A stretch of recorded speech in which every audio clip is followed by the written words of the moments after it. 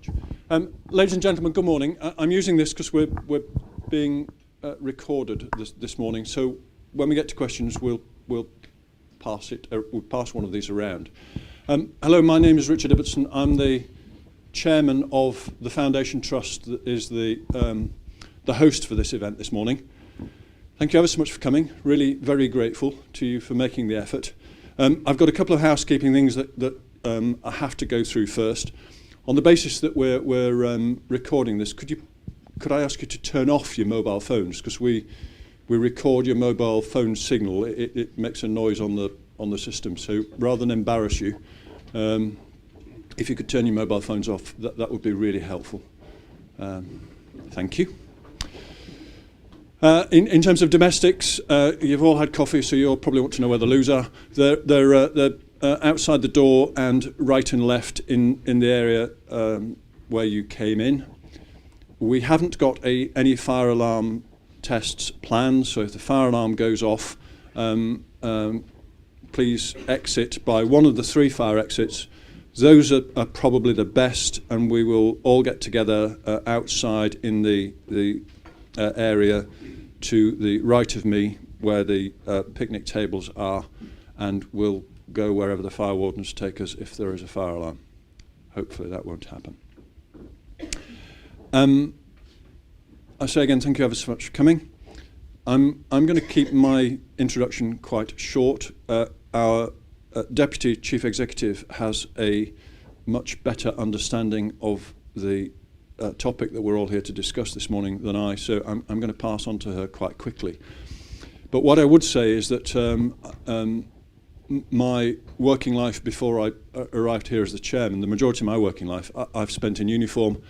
My entire background is military, so I've spent sort of 40 years in military uniform, and therefore this topic actually is very close to my heart.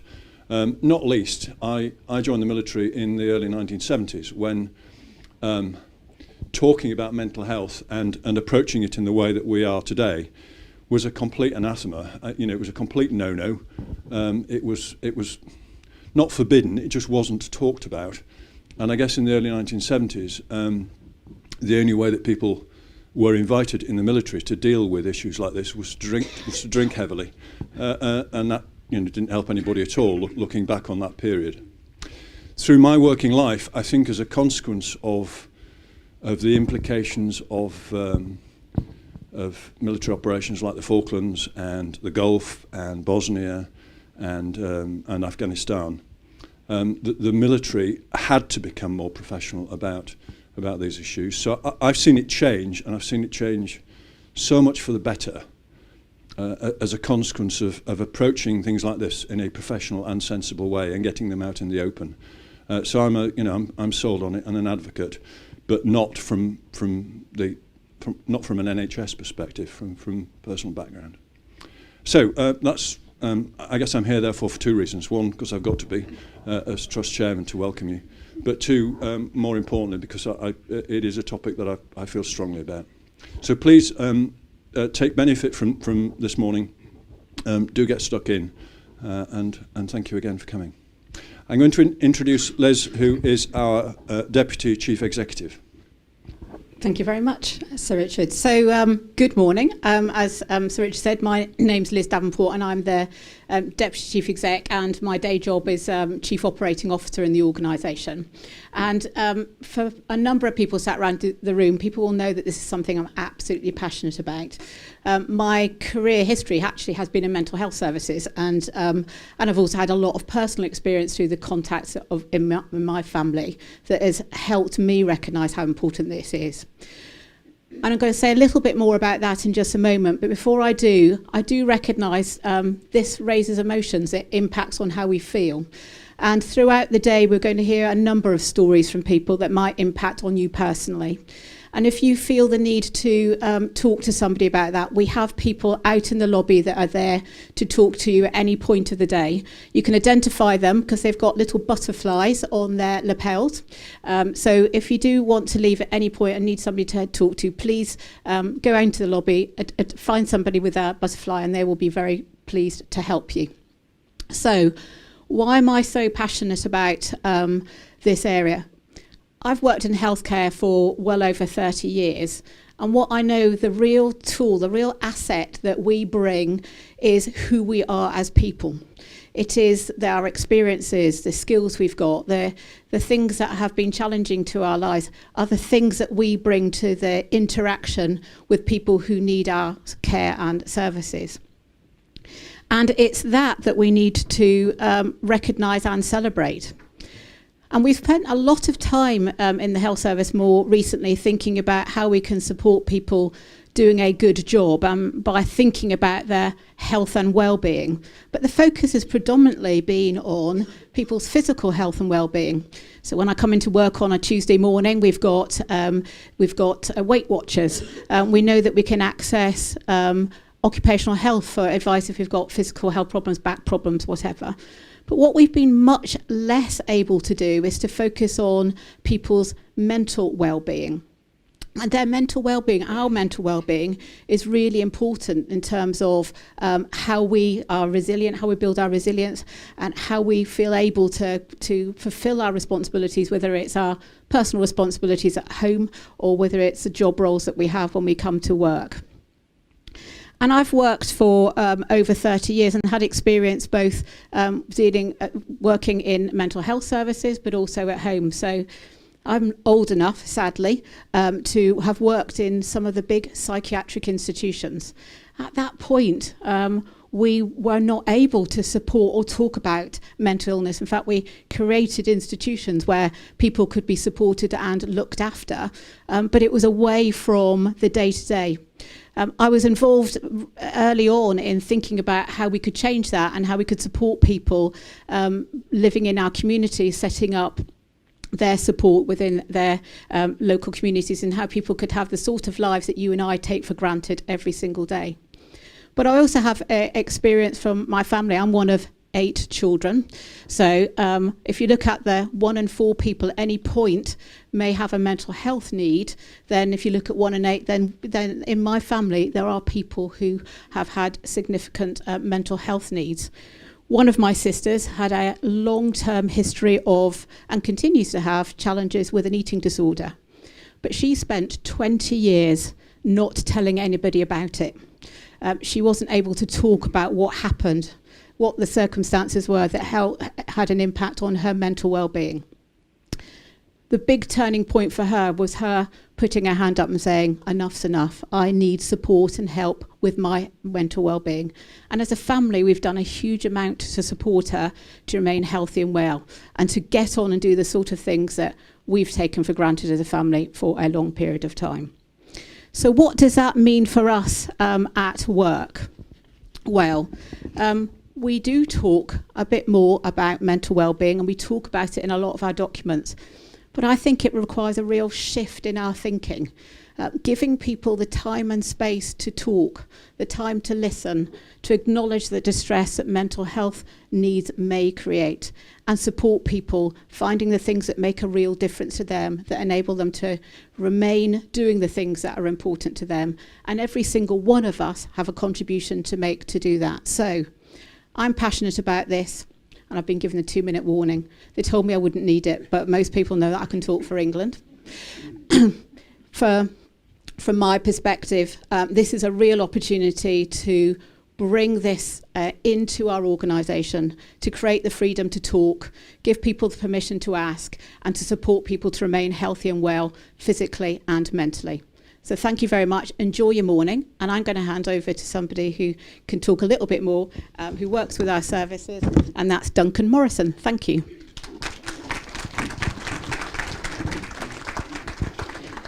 Thank you.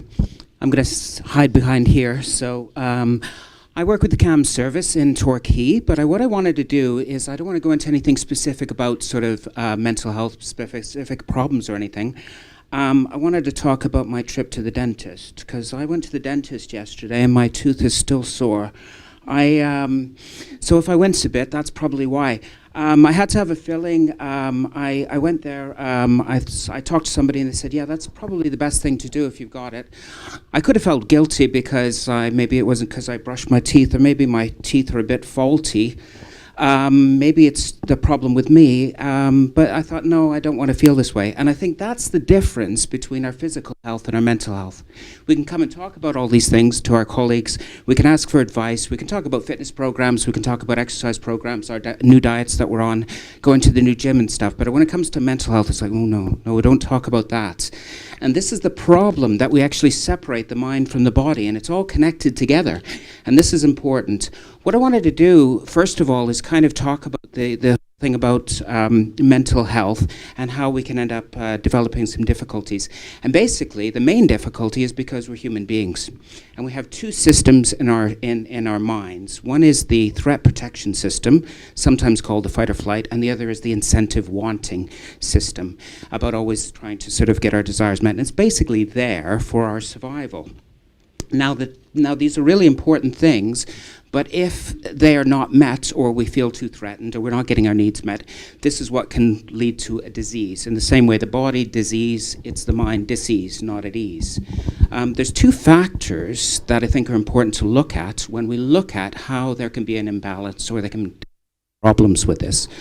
The first is that some people are just more susceptible to these chemicals than other people. Some people are more sensitive to threats, they feel more unsafe. Some people are, they don't have the advantages and they don't get to get their needs met. So it can activate these systems. And it's the same as some people that have learning difficulties or physical limitations. I mean, they used to think that somebody who had dyslexia was stupid, or even that people who had left hands, there was something wrong with them, until they realized, well, actually, it's just different ways of processing, just like we have different learning styles. And once we realize that, then we think, well, actually, there isn't this difficulty, there isn't this difference between sanity and insanity, which don't exist. It's actually that we're all on the continuum. We all feel these things. The second factor that's important is modern life, because modern life is designed to activate our threat protection system and our incentive wanting.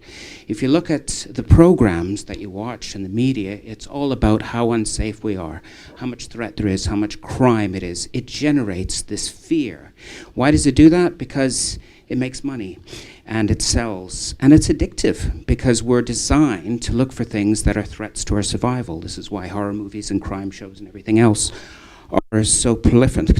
The other sign is the other thing that we have is this constant bombardment with all of the things that we don't have in our lives and all of the things that we need to make us happy. And because we can't have them, it creates that wanting. So this is what tends to make us more susceptible to depression for not getting the things that we think we need, and anxiety.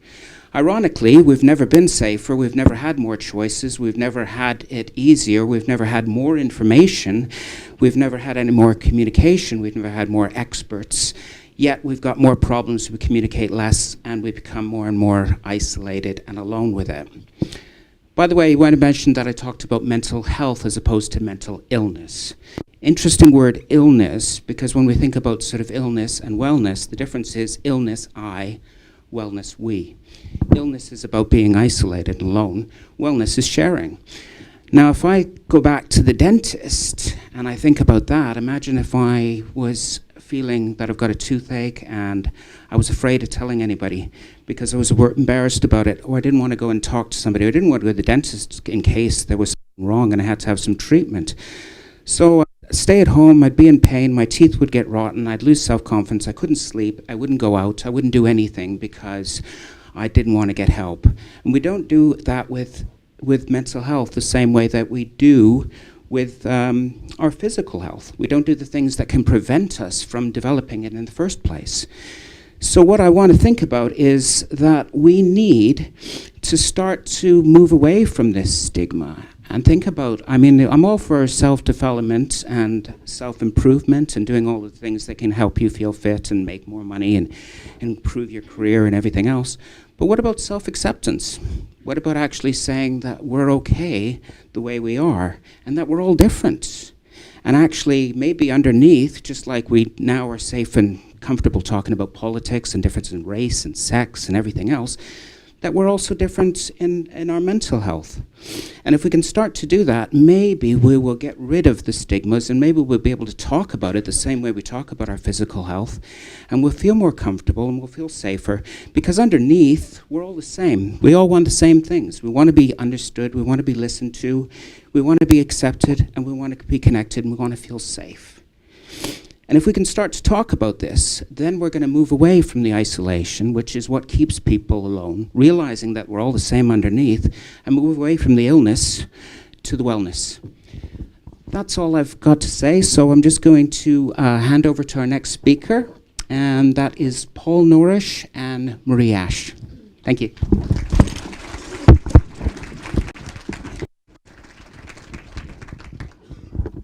Hi, everyone. I'm a brainchild that put this day together. We kind of done it in 3 weeks, and it's great to see so many people here. I do work in the trust. I've got my notes here. I've decided to speak up about mental health. I nearly ended my life. Well, I was wondering how I would say that. I nearly ended my life nearly a year ago. The lady stood beside me. The mic's gone. We've got any dodgy mics? I'm telling an emotional story up here. Can we get the sound working, please? Okay, I'll go back. No, it's gone. Thumbs up if you can hear me loud and clear. Obviously, those that are watching across the globe don't know if you can hear me. As I was saying, I'm deep breathing here. So a year ago, I walked out of my house. My family were upstairs. I just had tea. And I took a trip of 5 miles and ended up on the edge of Dartmoor, thinking that actually my life wasn't worth anything. And the lady that picked up the phone, because it started raining and I didn't get out my car, because my mother would be so disappointed that I didn't have a coat and it was raining. So that kind of jarred me back, because actually the world was really dark, really dark. And this lady here needs a round of applause, because I called and she answered within 2 rings, and this lady saved my life. And here she is. So this is Marie Ashe.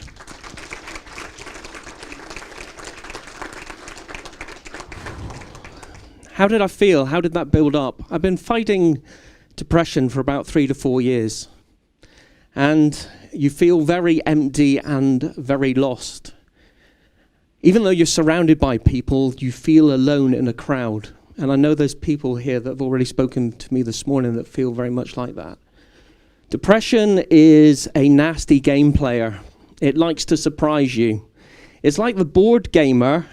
We've all played those at Christmas, that when they get a bit, you're winning, they throw the board up in the air. It's like doing fencing and fighting against an invisible ghost who likes to stab me when I'm at my weakest. I tend to see the world differently. I think you don't see the good. You're almost walking in a cloud. It feels quite strange. And I stopped enjoying the things that I would do. Suddenly I became very disinterested in those. I'd obviously ruined my appetite, my relationship with my wife, the intimacy disappeared. I was having sleep problems.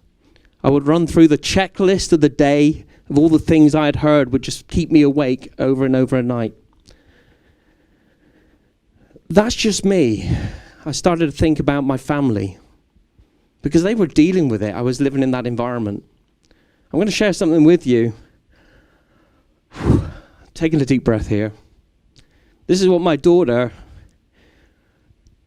made me for depression. Because she knows I get upset. She knows I get low.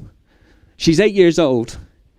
And she said, "Dad, when you feel low and you're at work, look at the stone I've made you." And it's a pink stone. It's girly pink. And it's got a heart on it. But she's 8 years old. And she's observed that actually, I'm not at my best all of the time. I would most probably say negative things at home. I'd be professional at work. And I didn't mean any of those things I said. It's just the way depression is with you. I'd most probably be irritable and difficult to be around. That's me. I felt isolated that night. That night I walked out on my family. I felt isolated from everything and everyone. And I don't want to be there. And actually, I got quite emotional. This is the first time I've seen Marie since that night. So glad you all turned up late, because I was an emotional wreck before we started. But I don't want anybody to be in that situation of thinking that they're not worth living. And there's millions of people that live with different conditions. Mental health is very far and very wide. I've met people come and talk to me about grief. So there's people dealing with grief. I've met people dealing with PTSD. I've met people dealing with anxiety and stress. It's 1 in 4 people. We're not immune in this audience. If we were to split this audience into a quarter, there would be about 25 of us still left. And I want to make a change. That's why I'm talking out. I'm sticking my head above a parapet. I'm trying to be brave, trying to say how I feel. And I know some people may use that, weaponize, that actually, oh, Paul, and even my wife, when she was dealing with trying to understand what it was, she would use words like, snap out of it. It's really, really difficult. Luckily, she didn't use the word man up. But she could have. I wasn't trying to be like that. And actually, it's been a difficult journey back. But I've made it. And I've filled my life with good things. And I've simplified my life. And I've tried not to worry about too much. So music plays a big part in my life. Yeah, it might be the 80s, it might be Aha, but hey, that's the way I roll. We just don't want anyone to be there. I also enjoy walking. I'll tell you a true story. So my wife realized I went shopping and I would go out with my rucksack just because I needed to get out. And the nearest shop is about 1,000 meters away. And I walked from my house in Crown Hill in Plymouth all the way to Rowborough just to go shopping. And believe me, that's 4 or 5 miles away. And she said, where are you? You should be back. Because I needed that headspace. I needed to clear my mind of thoughts. And actually, when you're walking, you start to notice that the trees that you drive by are full of birds. And you start to listen to those special things. I'm not going to talk anymore because I can feel I'm just going to lose it. So I'm going to pass over to Marie, who's just going to say a few words. So thank you.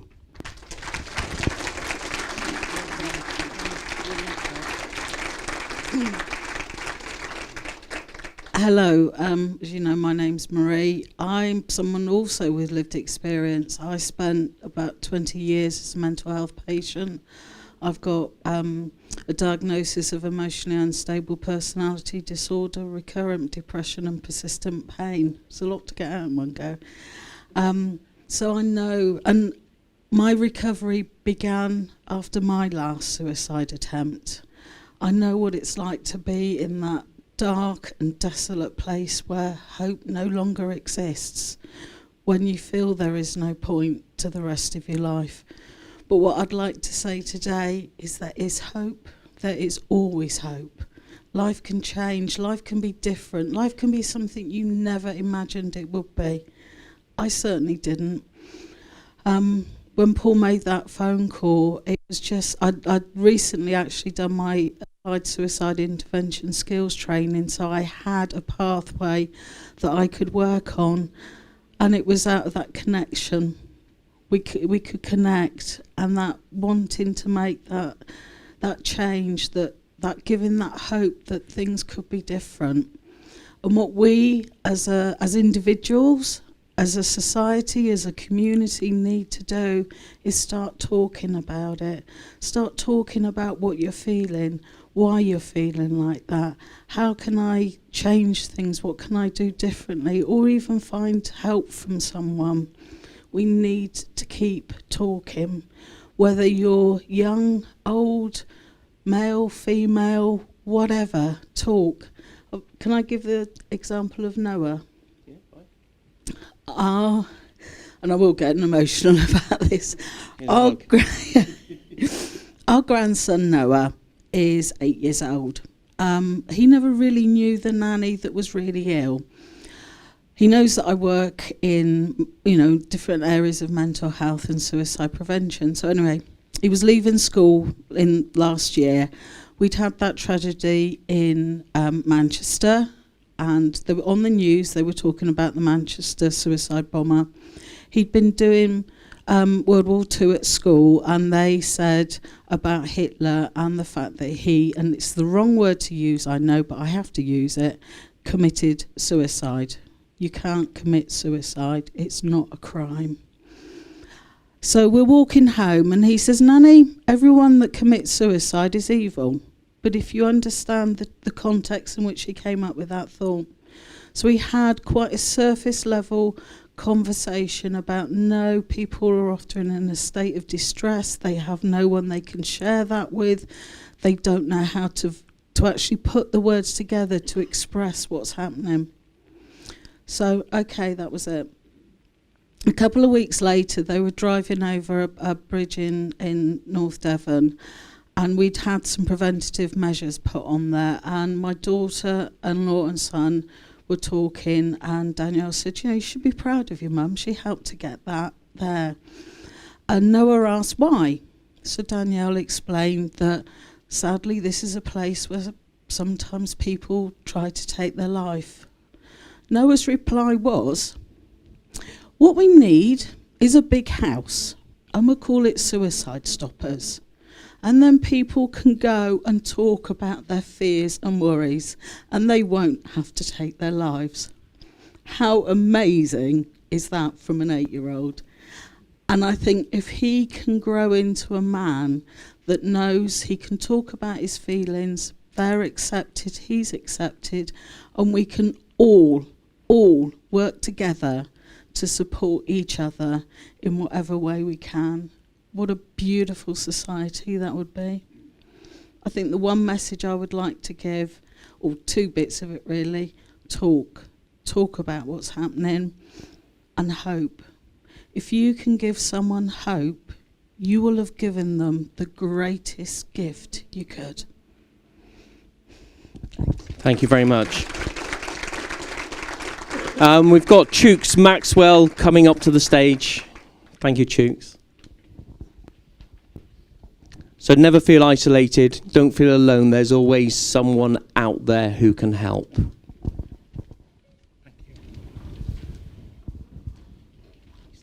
Keep my mic steady. Morning, everybody. I really want to firstly thank Paul for the courage to put this day together, and also I want to thank my fellow colleagues who are assist trainers in suicide prevention training. So my bit of talk will be around mental health and suicide. I was up in the National Suicide Prevention Alliance meeting in London yesterday, and it was people from all around the country and around the world talking about suicide. And one of the things that people don't really know sometimes is that over 6,000 people a year in this country take their life by suicide. In terms of road traffic accidents, 1,700 people a year die by road traffic accidents. And we know how much money we put together in terms of road traffic accident prevention. One of the things, when I was at the conference yesterday, there was a professor who read out and I want to read this note to you because it alludes to what Paul was saying. And I realized behind all those figures, there's always a story. There's always a person that's taken their life. So it says, I'm terribly sorry for having chosen to take my own life, but I have just reached the point where I feel that I have no alternative. The feeling of being helpless and incapable is something that I'm unable to cope with. I cannot see any future other than a continual decline into a situation of helplessness, and even worse, unhappiness, which is not something that I can bear.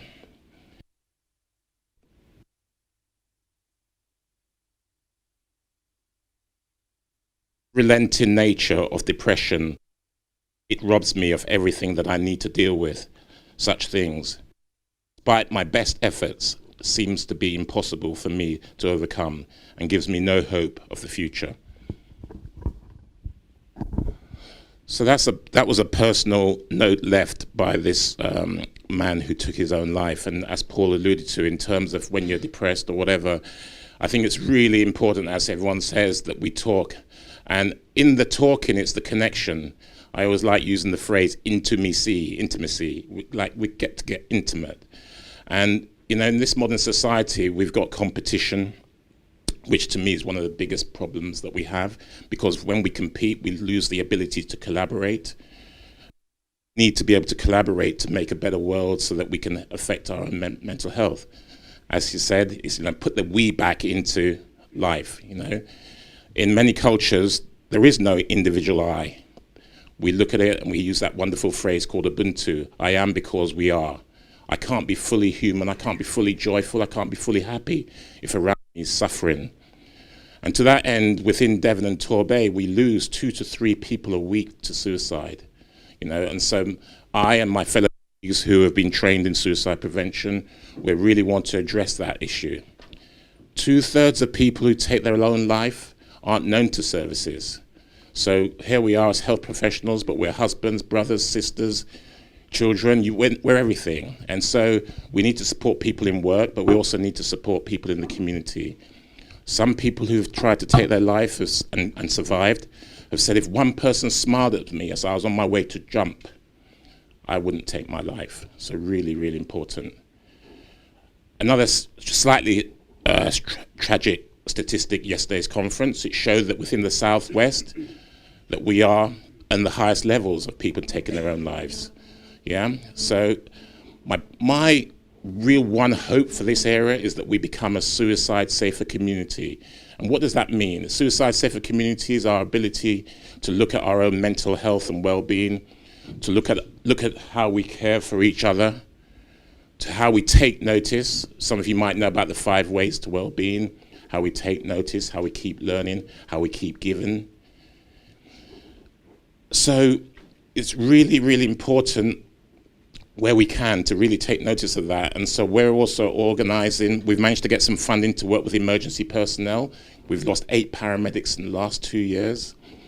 So it touches everybody. We've lost school teachers, we've lost doctors, we've lost many people. So I really would like us all to really take this to heart and try and create a suicide safer community in our schools, in our hospitals, in our workplaces. And we've organised the crowdfunding, which you will see leaflets out there. We've organised the training, but training is just the first step. If we can really in our hearts be vulnerable, be open, be caring. Now, these phrases like Paul had talked about, man up or woman up or whatever it is, we really need to see each other as brothers and sisters so that we can help support each other in a way that really helps us change this whole agenda. And to that end as well, I'm really happy to see the Richardson school here because they already have mental health ambassadors in their school, which is really cool. I want to see mental health ambassadors in every organisation, suicide ambassadors in every organisation. It would really, really help the situation. Propriety is a young person's charity, and they have launched a booklet to help in every single school to have suicide safer schools. So we want to get this up on the agenda. There is no money as such, but it's not just a money issue. There is money within our community, just like it is the safest time in human history. It's also the richest time in human history, but we need to share that money so that we can support people in this whole reality. So suicide prevention, mental health awareness, time to talk, time to change. Is that me? Thank you. Oh, sorry. I've got to introduce Neil Richardson. Thank you.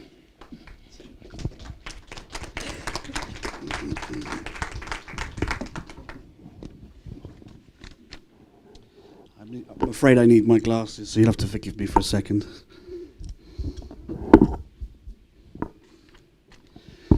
Okay, so we've heard a great deal about suicide, and what I wanted to talk to you about was more about prevention, really, and kind of moving things back to the everyday, because not all of us are feeling quite that unwell. And this is about feeling better in the moment.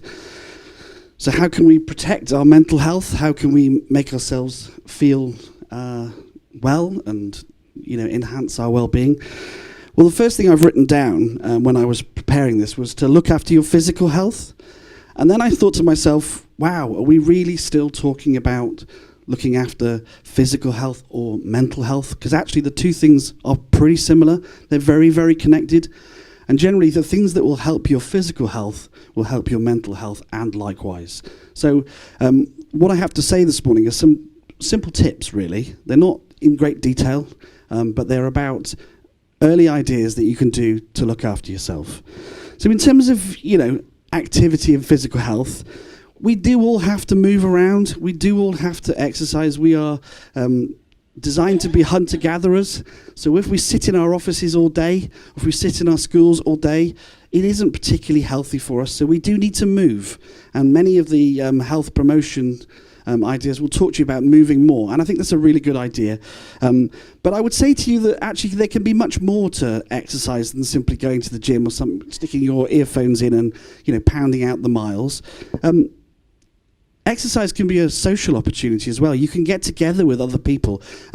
My own personal story is I've tried to keep myself reasonably fit and healthy over the years by playing a lot of football, a lot of five-a-side football. Unfortunately, that has led me to having a hip replacement at the ripe old age of 50 from playing on too many old-fashioned, what was deemed AstroTurf, but was actually just a bit of carpet. So after my operation, I struggled with exercise. I struggled to find something that really got me out of the house. And I have to say, I've just gone back to playing football. I got a letter from the surgeon saying, we don't recommend this, Mr. Richardson. But actually, I've started playing over 50s walking football. It's something that I would have probably gone, I don't really want to do that a few years ago. But actually, the things I enjoy about it are the same things. The camaraderie, the banter, the occasional kick on the shins. These are the things that I really enjoy. So don't think you have to put your earbuds in and get on a treadmill. There are loads of things out there that are really healthy. You can get out into nature. Yeah, it's really important for our biochemistry. I said that we're hunter-gatherers, so you do get chemically rewarded for doing exercise. These are things, they are nature's antidepressants. People say to me quite often when I'm talking about increasing activity, they'll say, when I feel better, I think I'll go and do something. But my advice to you today is do it anyway, and then you'll feel better. Okay, so moving on. People have talked about honesty and acceptance. I do think it's really important that we tell ourselves the truth, that we actually kind of, I could say to myself, I can't do this and I can't do that because. But the reality is that you need to be the pilot of your own ship. You need to be the captain, and you need to kind of make your own decisions. If you're always thinking to yourself, there's a reason why I can't do that, or it's not fair, you maybe need to change that thinking. Take some degree of control over your lives and actually kind of make those changes for yourself. You don't have to be harsh. You can be generous with yourself. You can be kind to yourself. We all struggle with life, but you do have to make those changes sometimes. So tell yourself the truth and be kind. Every decision you make, every choice you make impacts on your life. And we've alluded to it earlier on today that there are lots of things that are dragging us in certain directions. TV programs, the modern world suggests that we need this and that and the everything. Actually, we don't really. So be honest and accepting of yourself. Build positive relationships. It's really important. I often say to my wife, I say, I've just invested in a new pair of trainers. She said, no, you haven't. You've bought yourself a treat. But actually, if you invest in your friendships, if you invest in your family, and if you invest in your colleagues, by giving them the time, by talking to them, by listening, by being available, that is actually a real investment. Yeah, it might be a treat as well, but it is. You'll get back more than you put in. So don't forget that we're not mind readers. We often think that we're mind readers. We often think people can read our minds and we can read theirs, but we can't. So actually, effective communication, telling people what you feel and asking them how they feel is really crucial. The modern world, social media, I love social media, but it really is a kind of a battleground of compare and despair. We often compare our internal world with other people's external. So I feel like this, and I feel, I haven't got any confidence, or I'm feeling low, or, things are stressful, or I'm disorganized, and they look so great. But it's because we know ourselves, and if we're honest with ourselves, we only ever look at the kind of other people's kind of show reel, really. And that's what kind of often these social media things are. They're often people's best experiences put out there. So, compare and despair. Don't compare yourself to other people. It won't help you. I've put on my list, give. Be generous. Give of your time. I recently had a lovely time in London, a fabulous experience, met some really kind of bright people, and I was very fortunate to have my evening meal bought for me, which was quite a strange and uncomfortable experience. But what I did on the way home is I just happened to see, and if you were in London any time in the near future, you'll struggle not to fall over people who are homeless, but I kind of gave the cost of my meal to some homeless guy, and that completely made his day. And what I remember from that 5, 6, 7 weeks later was doing that, not the meal and meeting the clever people. So you get more out of your generosity. Yeah, those things really matter. I've written lose yourself, which sounds a bit harsh, but what I really mean is we can increasingly understand the role of mindfulness in our mental well-being. And by mindfulness, I mean that can be either the formal mindfulness practice, which has become very popular over the last few years and is available throughout the county. But what I think it really means is find something where you are in the present. Now, for lots of people I know, that might be surfing, that might be horse riding, that might be football, that might be music. Yeah, even if it is Duran Duran. Aha, okay. Sorry, a personal reference there. So find something that takes you out of yourself. Find something that stops you thinking so much about the present. Yeah, if it's mindfulness, if it's yoga, if it's swimming, it doesn't really matter. It's about not engaging with worry, and it's about not engaging with rumination. Rumination is thinking over things that happened in the past and spending mental energy going, if only I hadn't done that, if only I hadn't done this. That is unprofitable. It won't take you anywhere. So similarly, worrying is casting your mental focus forward into the future and thinking, what if? You can't change the future and you can't change the past. All you'll do is make yourself feel unwell. So beware of worry, beware of rumination. So I always think of worry like driving your car only looking at your sat-nav, which is bound to lead to a crash. And I think that rumination is like driving your car only looking in the rearview mirror, which is bound to lead to a crash. Okay. So accept support. So we've talked this morning quite a lot about quite in-depth and detailed and professional support. But I think also we should accept support from people around us. Quite often we have strong beliefs around, I should be able to do this, I should man up, I should be able to be, husband, father, manager, brother, son, whatever. But actually, people like helping. The people who love you and care about you would be devastated if they thought you were struggling with something without discussing it with them. Just put yourself in their shoes. How would you feel if the person that you loved the most was struggling with something and they weren't telling you? So when you think about keeping it to yourself, just imagine that and share that information. Accept that support. It feels good to take support. Yeah?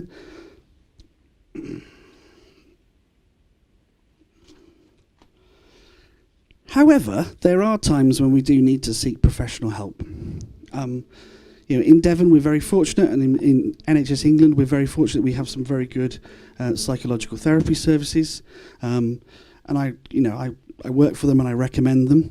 However, what I would suggest to you as a kind of caveat, as somebody who's worked in the business for 30 years, is don't be the passive recipient of professional help.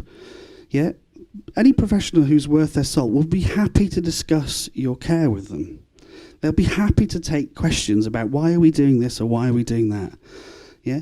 Sometimes not everything works for everyone, and sometimes you have to think to yourself, I may need to try this twice. It doesn't always work the first time round, and I think you'll find that many people who've made successful recoveries and journeys through mental health problems will tell you that they did the same thing over and over before it actually made a difference. So don't give up. Keep going. There's always hope. The next thing I've written down as health advice is play and learn. Yeah. So find something you really enjoy doing and do it often. Do it weekly. Do it repetitively. Yeah. Play, sleep, repeat. It's really important that we find some fun. Life can be a grind.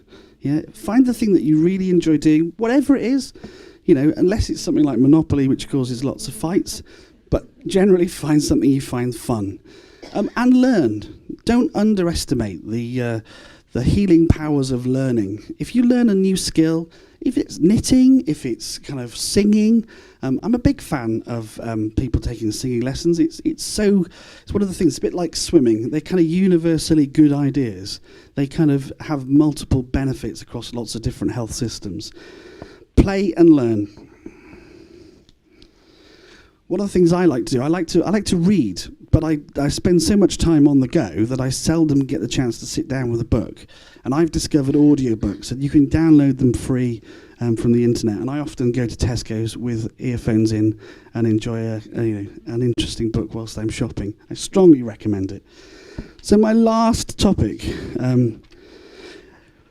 I've had a long career in mental health, and when I was a young student nurse in a psychiatric hospital, I worked with a colleague who said to me that all of this is, everything you'll see doesn't really add up to much. The thing that really makes a difference is kindness. And I think he was probably about 25 years ahead of his time, because the current compassionate mind movement in psychological therapy is huge. But essentially it boils down to, if you train yourself to be kind and train others to be kind around you, we all do better. Kindness is a really important thing. And my final message to you is whoever it is, wherever you find it, love is really important. Friends, family, colleagues, schoolmates. I recently went to a 50th birthday party where I bumped into a whole bunch of guys I went to sixth form with. And that was great fun. So if you can, find somebody to love. Thank you very much.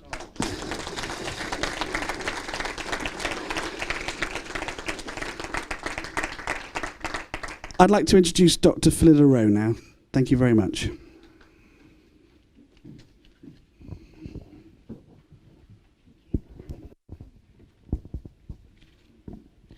Thank you very much. Thank you for everybody who's given up time to be here today. My name's Philidarro. I work for Devon Partnership Trust. I'm a trainee in psychiatry. And I'm also one of the founders of a Facebook group called Tea and Empathy. And so I've been asked to come today to talk to you a little bit about how that group came about.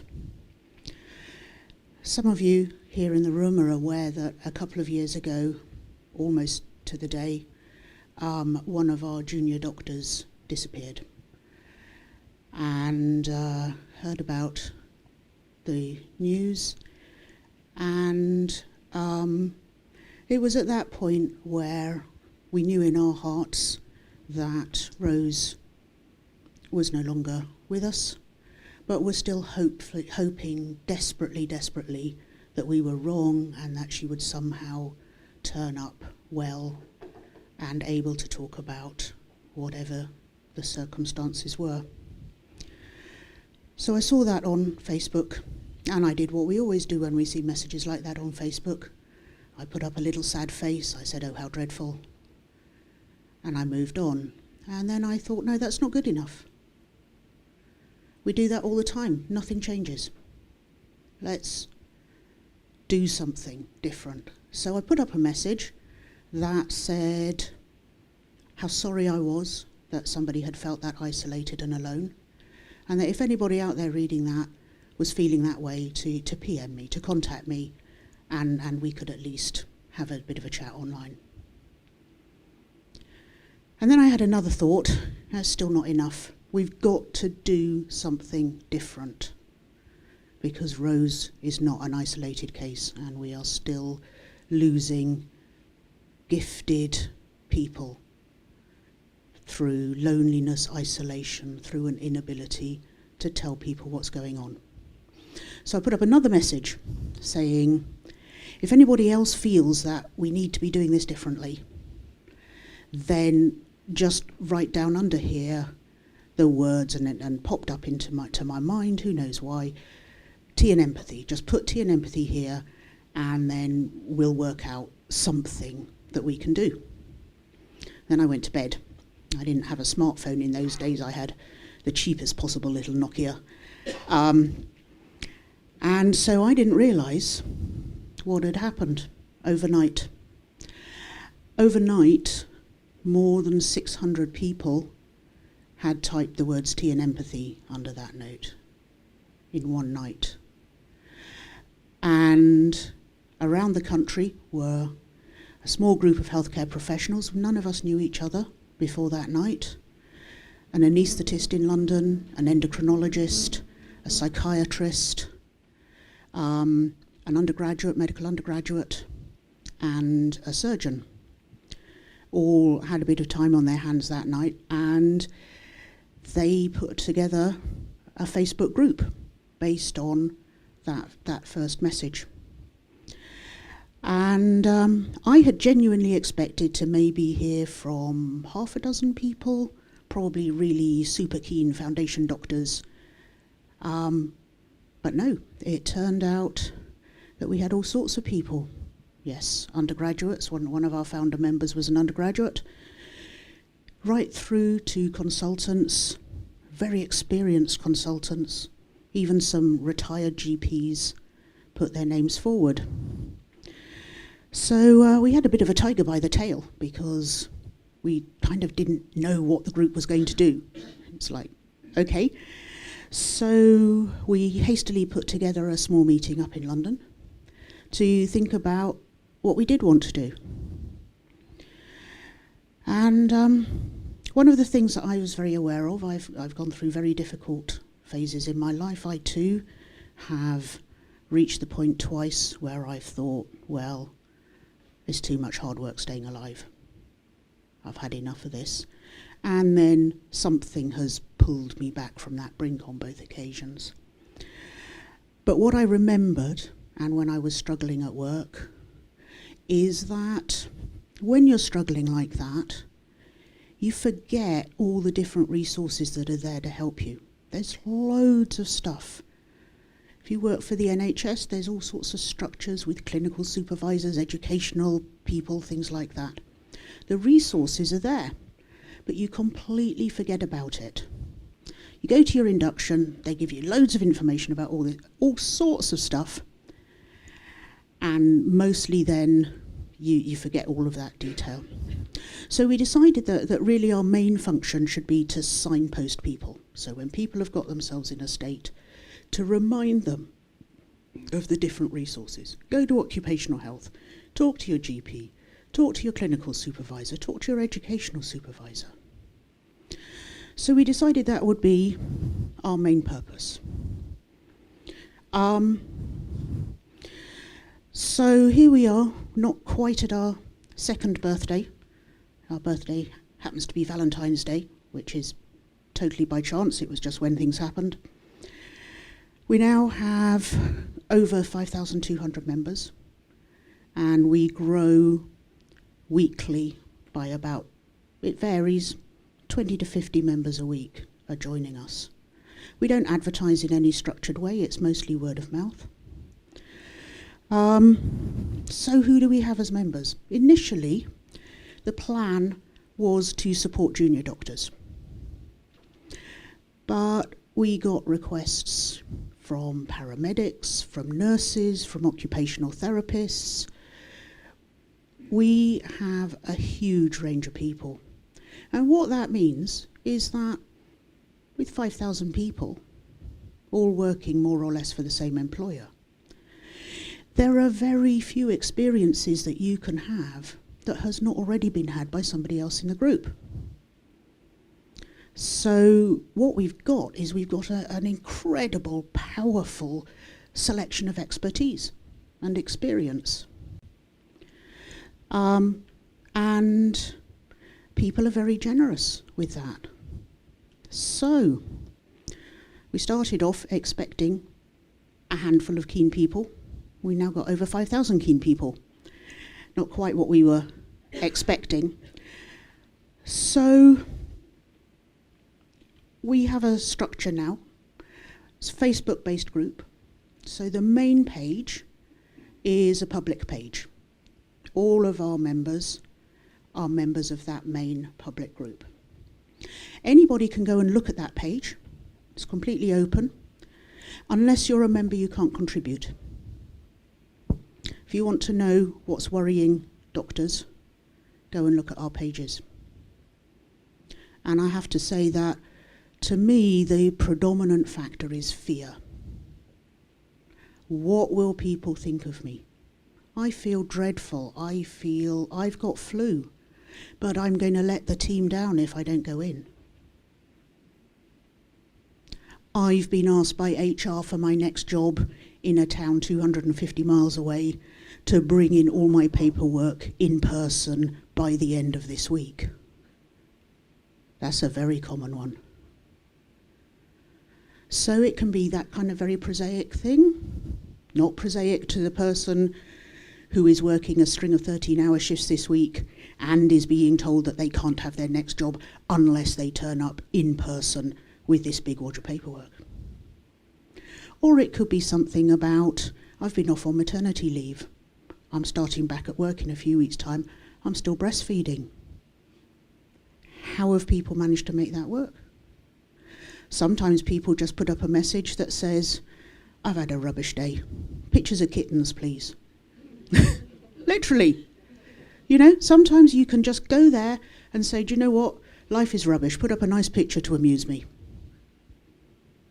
And sometimes we get people who are really, really struggling. We have members, not many, I'm glad to say, but we do have members who have experienced being placed under section. And if they've got access to the internet, they still have access to their support network. So we have the front open page. Now obviously social media, again, fear. People are very worried about posting things that might identify them. So we have a fantastic team of about 40 administrators. We have to use Facebook terminology. And if you PM one of those administrators, and there's a list on the main page, they will post for you anonymously. So you have that level of protection. In addition, we've got a number of closed groups, and so we have a set of groups which is based on deaneries or whatever it is they're called these days. Those are closed groups. You can join any of them. You don't have to stick with your own deanery. So if you are having a problem with your deanery and want to talk in a closed group, you can go and join one of the other deaneries. You can join any of those closed groups. We also have a closed group for undergraduates. We have so many members in Australia and New Zealand that they have their own group. We have a group for new consultants. We've got a book group. So we've got all sorts of things there. And of course, some people have problems and troubles that social media really is not a safe place for them to be talking about it. And so we have a very small number of what are called closed group, secret groups, again, Facebook terminology, where people, those are, for those who know Facebook, those are completely hidden groups. Unless I actually tell you the name of the group, you will not be able to find it by searching, and membership to those is by direct invitation only. So, it's grown organically, we're still growing. Our overseas contingent is growing. Obviously lots in Australia and New Zealand, we've got someone in Singapore, we've got people in European countries. I'm in contact with someone who works in mental health in America. We're hoping to open up to some Americans. So in just 2 years, that's been massive. And as I say, we're still growing. And so how do you get to be a member? If you're in the UK, you need to be working for the National Health Service. And you should be in a job where you're directly involved in healthcare. We do occasionally make exceptions to that. We have a team of 3 people who I refer to as the membership fairies, who mostly it's a rubber stamp job. We want your GMC number. If you're a nurse, we want your PIN number. We want to know where you work. They're all stuff that we could look up, but it's just so much quicker if you just tell us. Okay? If you're overseas, then obviously you're not working for the NHS. You should be working for an equivalent organisation. You should be, just as British doctors are registered with the GMC, British nurses are registered with the Royal College of Nursing, you should be registered with an equivalent organisation in your own home country. So we did at the start, we had 1 or 2 people slip in who were pre-med school. We probably wouldn't take you now as members, but that moment you walk through the first day of medical school, then you're entitled to your membership. Okay, so we take undergraduates, we'll want to know which university you're at, and we'll want a photograph of your ID card because you won't have GMC numbers. So, as I say, you're all welcome to go and look at the front page. And in fact, although we have lots of closed groups, that's where most of the discussion and dialogue happens. So you'll see those of you in management, for example, who want to see what's upsetting junior doctors. That would be a good place to go and look, because especially with anonymity there, people often talk quite freely about what their problems are, and often they're problems that if you jump in and sort it, will settle, will be finished. And that's our purpose, to really keep people back from that brink, to not be caught in that trap where they feel like they're the only person in the world who can't cope. Every other F1 on the ward is doing this absolutely brilliantly, and I'm the stupid one who keeps getting things wrong. No, you're not. No, you're not. And so we have the expertise to say to those people, do you know what? F1 was the most horrible year of my life. Hang on in there. It'll be fine. Orthopedics, worst rotation I ever did. Hang on in there. Yeah. So we do our best to help. And in a low-key way, we're not perfect. We're not wonderful. We tragically, a few months ago, did lose one of our members to suicide, and that was very devastating for all of us. But on the other hand, I occasionally receive messages saying, a few months ago, if it hadn't been for tea and empathy, I don't think I'd have been here. Because it removes that isolation. It removes that thing that says, I am the only person in the world who understands this, who is experiencing this, who is failing in this way. So do go and have a look. We're very easy to find. Just go on Facebook, search on Tea and Empathy. There's a tea shop somewhere, I think it's up in Yorkshire. We're not the tea shop. If you need urgent help, and that's part of the rationale for having the public front page, you don't have to wait to be a member. You can PM any of the admins, and we'll do whatever we can to help you, to signpost you, to support you. And the range of topics is huge, as I say. People, we had one just a couple of days ago, 250 miles by the end of the week to deliver a load of paperwork. Scan it and email it to them, you know. Young woman who had an unexpected and very, very heavy period in the middle of ward round. How'd you cope with it? We had a member whose baby was born very prematurely and was very poorly. And we were there every day looking at pictures of how her little baby was getting on and sympathising and empathising. We sent her a little card. some flowers, things like that. So, you know, I've discovered I hate medicine. What do I do? What can I do instead of medicine? Well, whatever you want. But when you're trapped, when your whole life has been pointed towards becoming a doctor, if you've done school, medical school, foundation training, I came late to medicine, very different career path.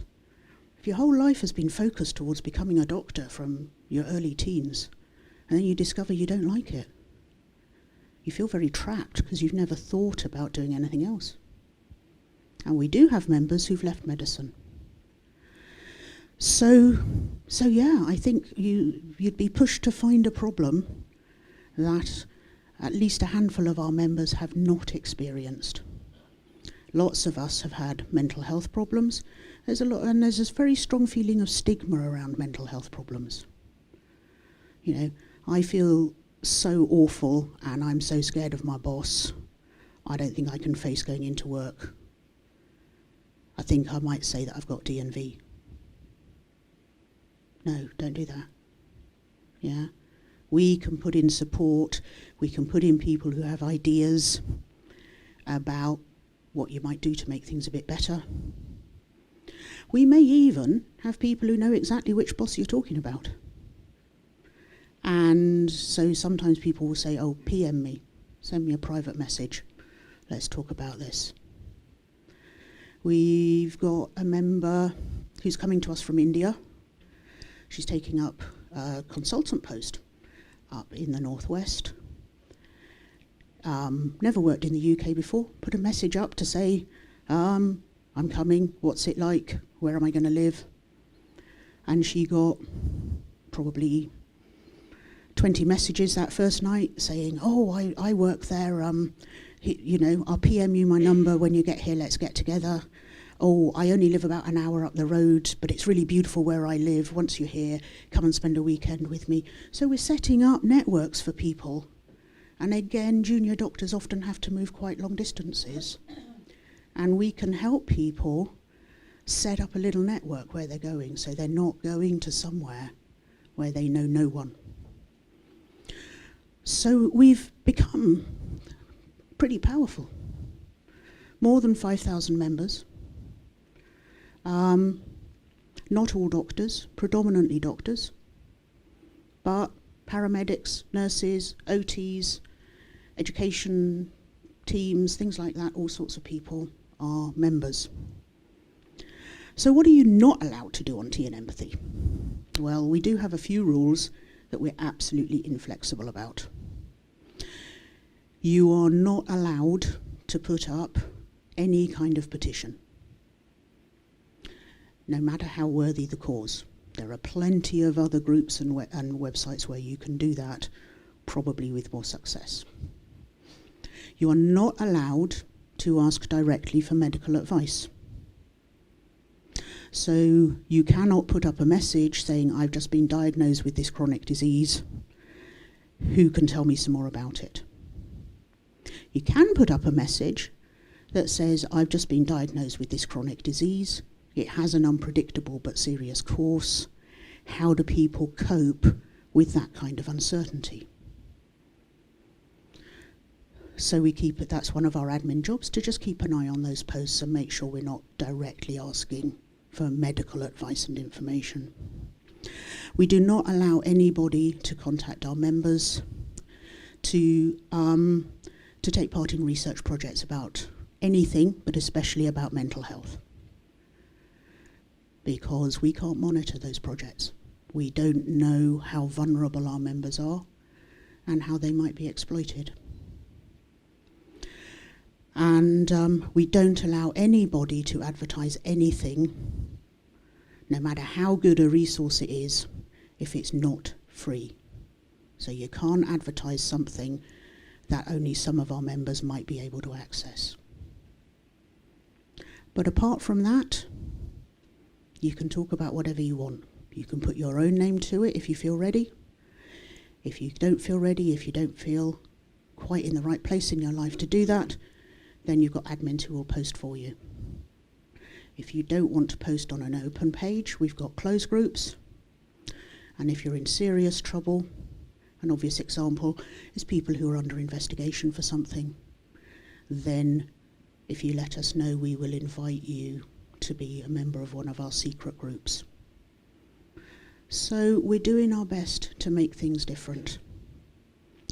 And we do occasionally hear from members to say that we have made the biggest difference of all, that we've taken away that sense of isolation, that sense of being the only one.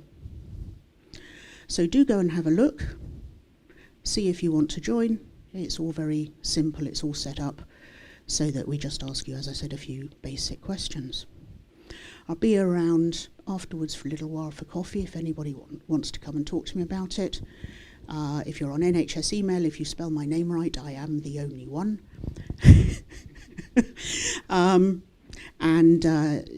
You can always get hold of me through the organisers of today. They have email contact and things like that.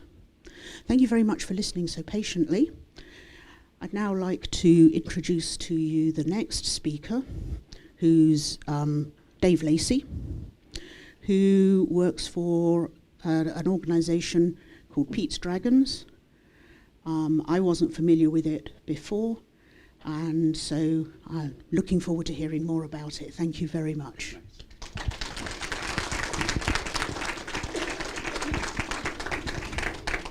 Hi everyone, this is my first view of the room.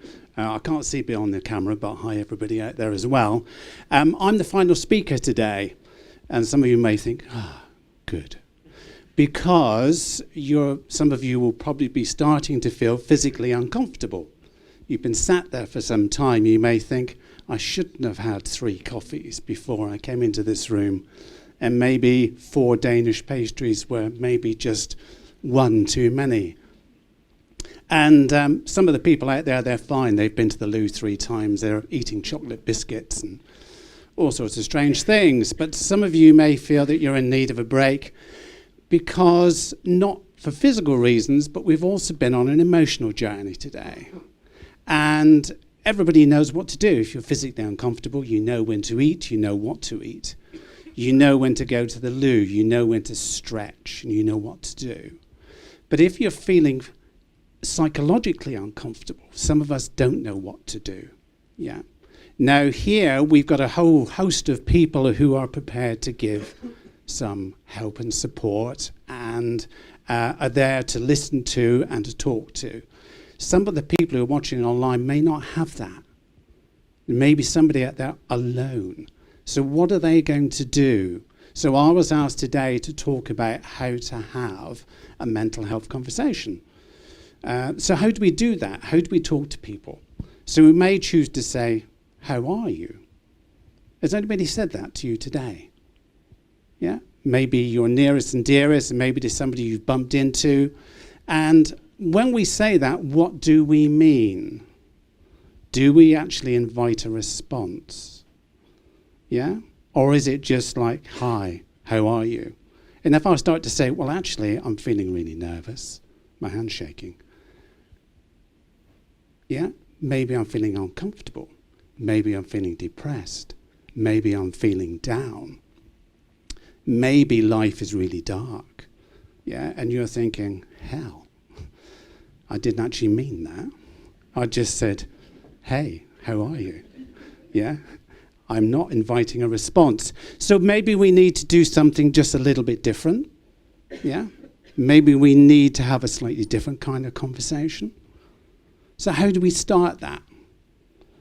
Now, if I was to come in today and have my arm in a sling, in a cast, somebody would say to me, what you been doing, Dave? Yeah, what's gone wrong? And I may say to you, well, I was playing football, and I don't, and I fell and I broke my arm. Would that be okay? Would you feel okay with that? Would that cause you any disquiet, any upset, any problems? And the chances are it wouldn't. In fact, some of you would start calling me things and say stuff, and we'd have a laugh, and it would be fine.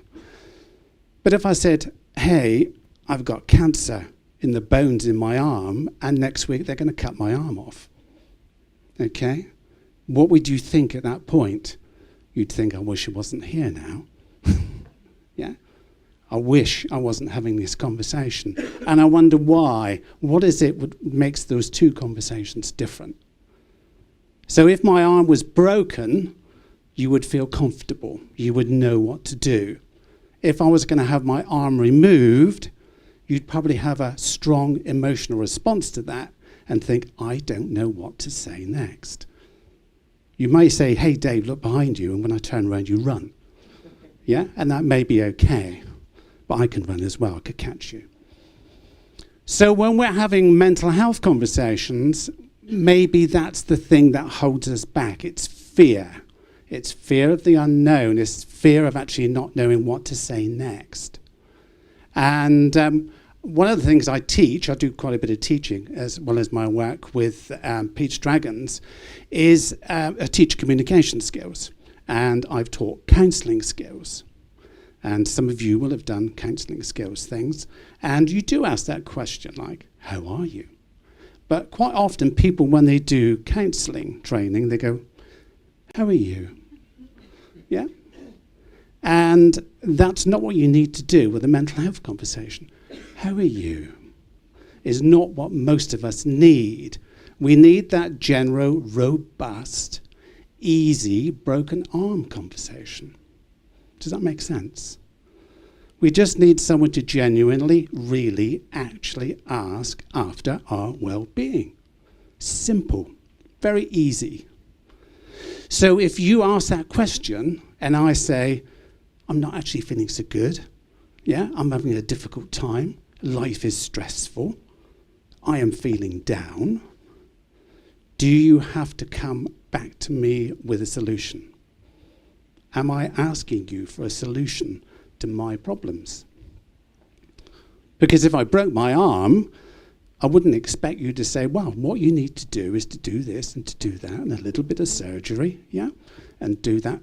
Some of you will because that's your job, because you're medical professionals.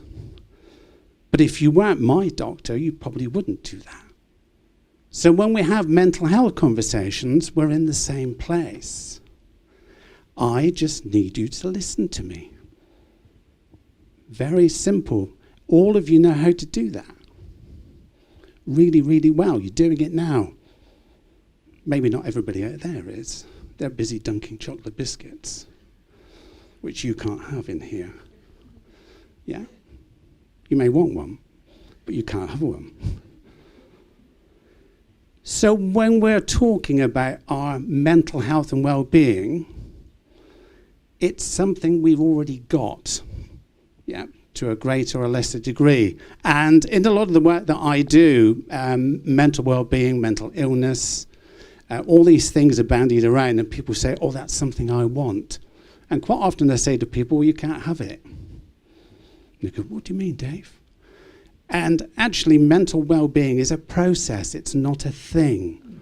It's not something out there that you strive for or you want. It's not a car. It's not a dress. It's not a handbag. It's not shoes. It's not your next meal. Those are things you're allowed to want. But mental health and mental well-being is a process that you're already engaged in. And it's something which will feed back to you about whether you are doing it well and getting the things that you want. And we've had lots of different ways of doing that today, some really good ways about how you engage in your wider life and what that feeds back to you.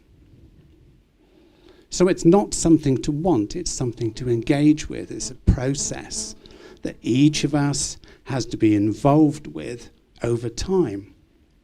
And with the posters that are around today, all the things about time to talk, is that we need other people to be engaged with it as well. Yeah, it's not something you can do alone. We are social creatures. We come together for many, many reasons. We do lots of things together. Anybody do sports? Yeah, quite a few in the room here. Hopefully there are people on the other end of that camera also doing that. Thank you for doing that. Most sports have some social element to them. unless you're a fell runner, but we don't have fells down here. Do we have Dartmoor runners? Probably. But even those kind of things, usually it's not something done alone. Sports are about engaging in processes around community, about teamwork and about support. Conversations are a bit like a sport. And we do them in lots of different places. So when we talk to people about their mental well-being, it doesn't have to be, how are you? It can be very much about, how are you? What is happening for you right now? I've not seen you for a while. You look different. You sound different. I notice you doing different things. Is that a problem for you? If we go back to my story about having my arm removed and then not removing my arm, I'm keeping both of mine. If I was missing from the workplace for a while, if I was your colleague, and I came back after a couple of months, and I was minus an arm, would you talk about it? Would you mention it? Dave, you seem armless these days. Figure out which one's missing. Challenge me to arm wrestling. Is it the strong one or the weak one? I'm left-handed, by the way. Yeah. Would you be courageous enough to do that? So there is a link between our physical lives and our emotional lives and our well-being. And when we have that conversation with somebody, the first thing we have to do is to listen. And we have to listen in such a way that we understand what's being said. Now, if I have a psychological condition which has been given a name, and I start to talk to you about that, you may not understand what I'm talking about. Lots of medical professionals in this room and some of the rooms out there, but lots of people who are lay people who do not understand medical health conditions and the names and the labels that we use. So when you don't understand, what do you do? What do you say to somebody? Do you say, hey, you're talking rubbish, I'm off? Or do you actually say to them, look, I'm really pleased you're talking to me, but actually I don't understand this? Would that be okay? And then what do? What do we all do now? We Google it. There are other browsers that you can use, of course. But we Google it. We find out. There are loads of publications. There's loads of online resources. Hey, where can I find out more about the fact that you are now, what do you call it? Bipolar. Can I find out about that? What would be useful for me to know? So the chances are that I'm not asking you to fix things for me. Yeah? I just need someone to talk to. I just need someone to listen. And also, what we're starting is a process.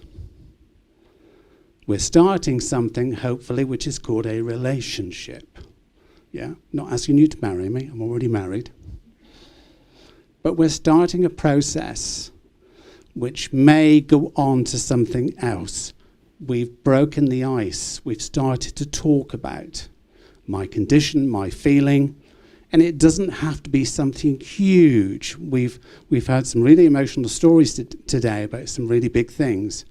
And we've talked about suicide, which is what I tend to work with mostly, and supporting families that have been through that. But also the fact that somebody just feels off, down, stressed, tired. It doesn't have to have a big label for it to be about mental health and mental well-being. All of us are creatures of change.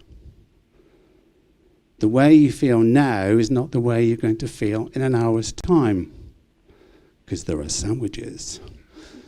Yeah? And coffee and tea. Yeah? The way you feel in an hour's time is not the way you're going to feel just as you drift off to sleep tonight. And the way you feel tomorrow morning is going to be different again, probably. And each day we work and deal with the world in different ways.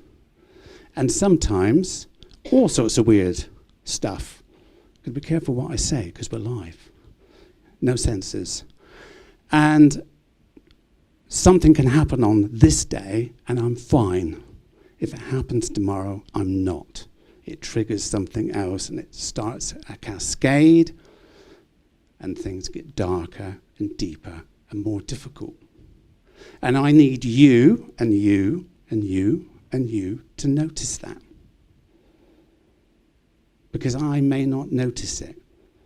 I may actually be in a place where I can slide into depression, into darkness, and into seeing the world as an unsafe place, as we've talked about today, where things can be difficult.